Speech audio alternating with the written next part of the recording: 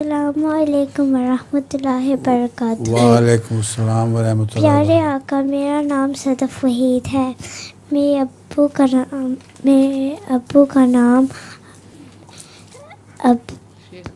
شیخ عبدالوحید صاحب ہے اور میری امی کا نام محمودہ وحید ہے اور میں انر پاک کی جماعت سے ہوں۔ پیارے آقا، میرا سوال ہے کہ حضرت عیسیٰ علیہ السلام کون سی زبان بولتے تھے اور کیا ان کو انگلش آتی تھی؟ کیا حضرت عیسیٰ علیہ السلام کون سی زبان بولتے تھے اور کیا ان کو انگلش آتی تھی؟ انگلش نہیں جانتے تھے، وہ عبرانی زبان بولا کرتے تھے۔ عربی کی بگڑی ہوئی شکل ہے عبرانی، ہیبرو کہتے ہیں اس کو۔